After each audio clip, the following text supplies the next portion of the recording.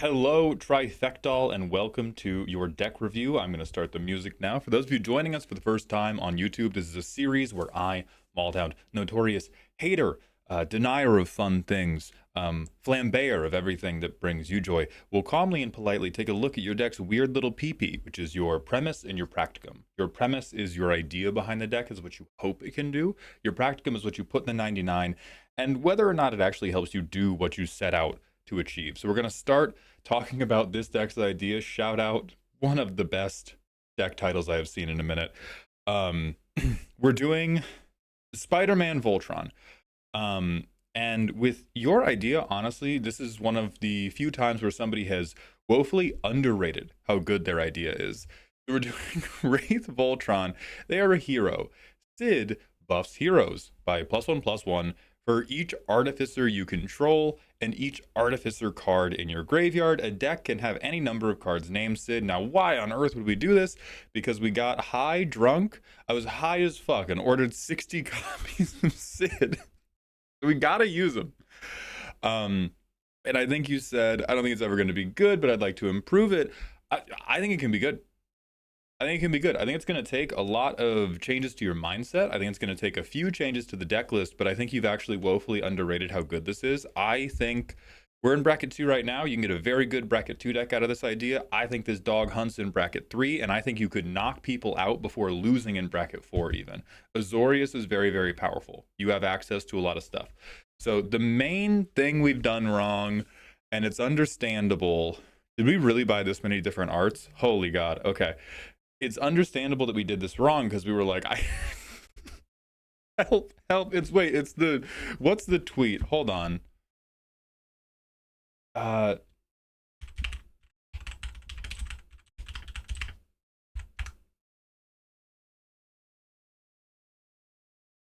We actually did this. It's just Sid at $3,600. That's so funny. That's so beautiful. Anyway, we can still make it work. I think we have a few too many of these. We definitely have a few too many lands as well. So we don't have to go very far down on these, but I would knock it down to like 30 to 35 of each. You have a low mana commander as well. Like we don't have to. Wow, every time. It's so good.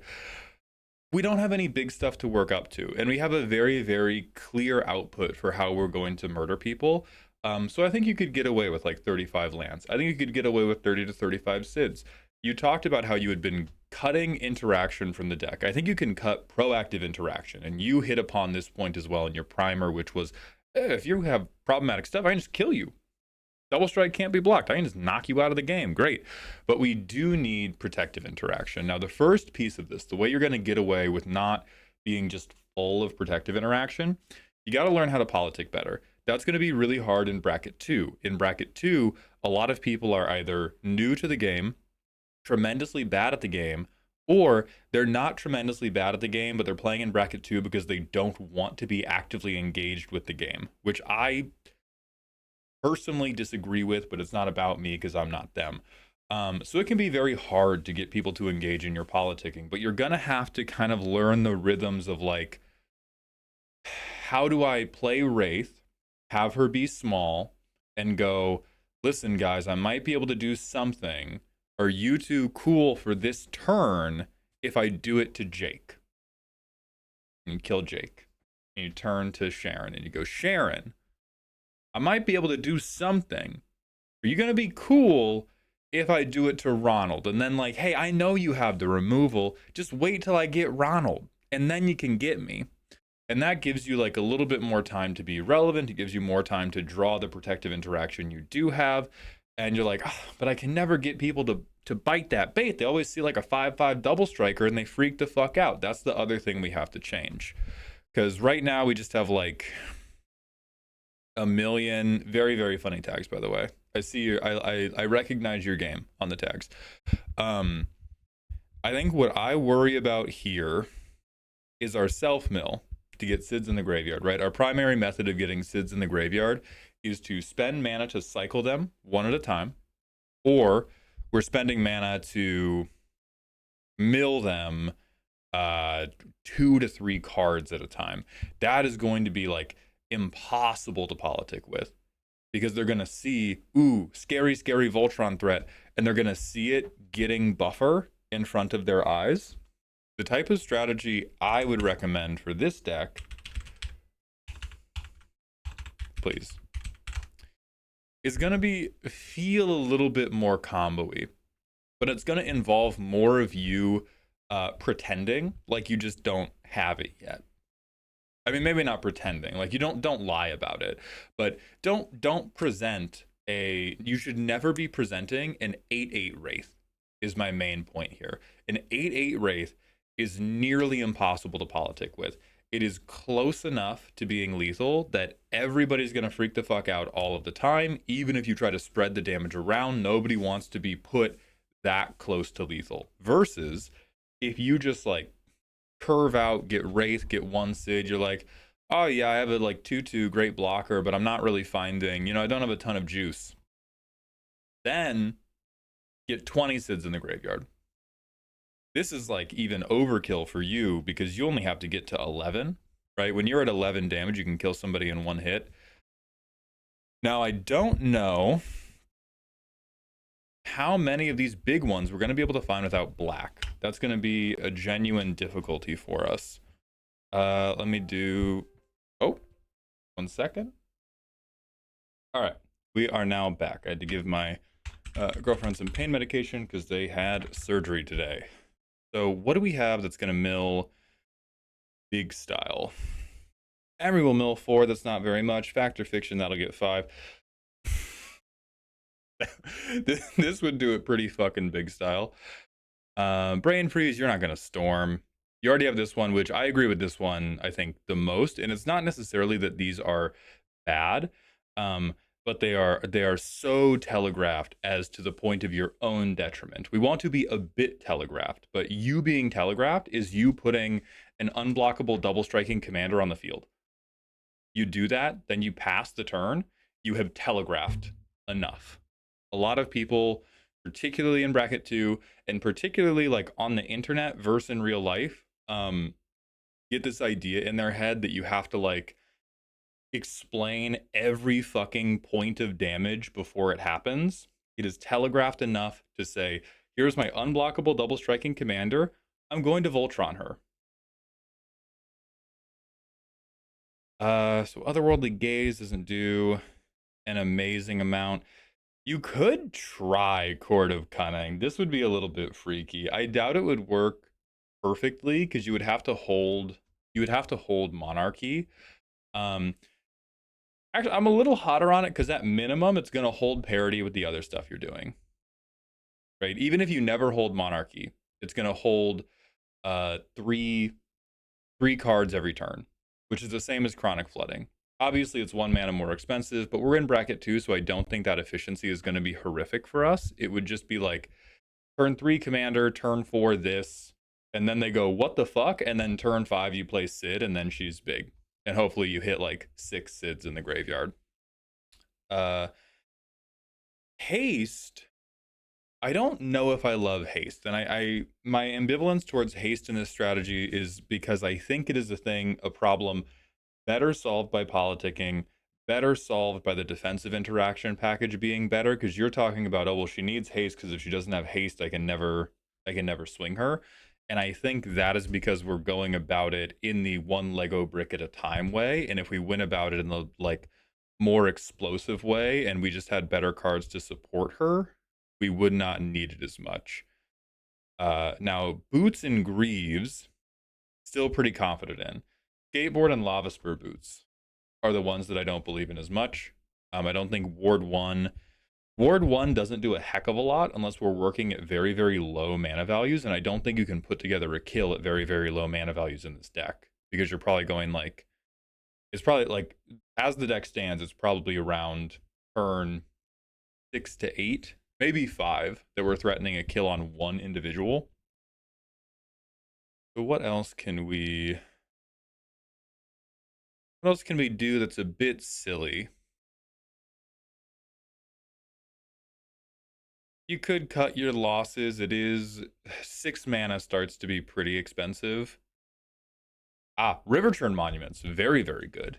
This would again hold parity with a lot of the stuff you do have. It's not manaless, which does suck, but that exhaust is how you go from, hey, I only have 5 damage to, hey, I have a 12/12 double striking commander. So stuff that will give you more of, if you play Smash Bros or any fighting games, what's the term? Like a broad term is gap closers, but like a very important thing in fighting games is like, I think it's called zone breaking, where people are trying to keep you at arm's length, and you need something, a very quick move to get you into punching distance with them.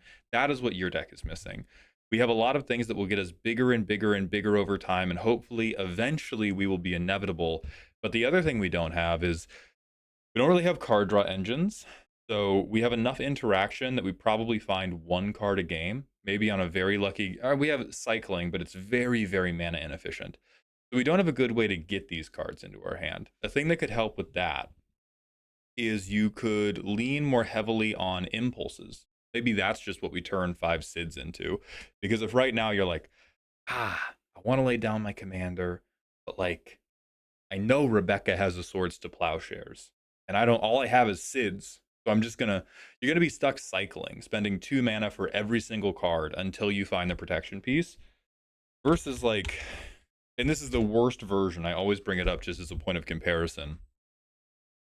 2 mana to go 4 deep, get the right card. There's other versions of impulses that are going to be even better for you. We're again going to be taped to a radiator a little bit because we don't have access to black. But mulch is actually the premier keyword you want. The big question is going to be, are any of the mulch options good enough? You could probably run Factor Fiction. Instant speed, you get to go to top 5, you get to pick the better pile. Because we want stuff that is going to help you work through your deck more quickly so that you can find protection pieces, so that you can find, your hex proofs, your counter spells, your good mill pieces. Picklock Prankster could be part of that. You could Confounding Riddle. This is even like half a protection piece because it is a quench. It can let you counter a spell as well. And I think these should replace your piecemeal engines. I don't think we should have very many piecemeal mill engines. Although I'm bringing them all up because if you disagree with that point, since this is ultimately about your enjoyment, you can just have a billion piecemeal engines, and those will also do good enough. I just like the burstier stuff personally. So there's stuff like Moment of Truth, which is not even crazy. Like, this is not a very good card. I'm not blowing smoke up your ass, but this is, I get the best card out of the top 3, and I get a Cid into the graveyard. When we have a very, very shitty strategy like that, if you want to go 1 point of damage at a time, this is how we can go 1 point of damage at a time. Pieces of the puzzle can do it, especially for counterspells and protection, since almost all of the counterspells and protection you have is going to be instant and sorcery based. And then there's a million of these. So the O tag is going to be Mulch. The commander is going to be Azorius. You're going to want to sort by EDHREC rank to see, which ones are people actually using. And then the last piece that could be fun for you, it's not as bursty, but it is a little bit silly, is to lean into breaking the legend rule with cloning. Because as it stands, you can only ever play 1 Cid. And then every other Cid has to be in your graveyard because you'll stack to the legend rule. The buffs do stack geometrically, I believe is the correct term, or linearly, because they'll stack twice as fast if you have 2 Cids on the board. They stack 3 times as fast if you have 3 Cids on the board. That does open you up to doing things like, okay, well, now I'm going to play Sakashima. And now I get +2/+2 for each of these motherfuckers. And so you get to lethal much more quickly. So this is kind of the compromise between trying to line up a traumatized mill half my library combo that's a very liberal definition of the word, but combo kill you, and this, well, I'm going to have a million things that all mill me for 3 and also give me some other value. This would be, okay, I was at 8 or I was at 4, kind of scary. Now I'm going to be at 8. Now I'm going to be at 9. And then God forbid you can ever lay 2 down, or you like lay down a Sakashima and you have a mill engine. every mill gets much more valuable. Let's look at the tags for the best ones. This would also allow you to make multiple wraiths, which also has quite a lot of use, because then getting one wraith killed doesn't necessarily tick them up to like, okay, now it costs 9 mana.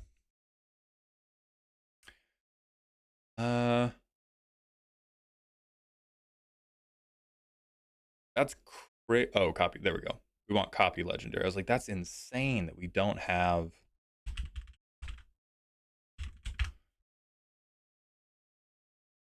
So all these guys also going to be great. Spark Double, Irenicus's Sakashima, Quantum Misalignment. Auden Soldier will give Myriad, which is fucking phenomenal, because then you get a Wraith going at everybody.